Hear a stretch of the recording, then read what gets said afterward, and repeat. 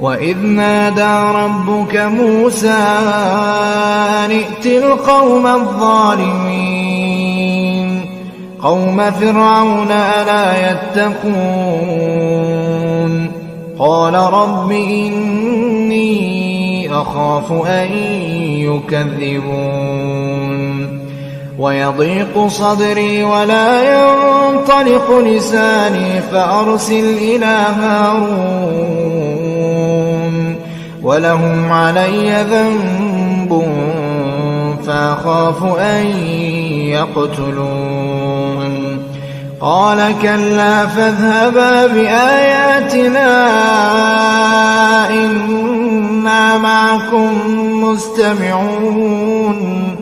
فأتيا فرعون فقولا إنا رسول رب العالمين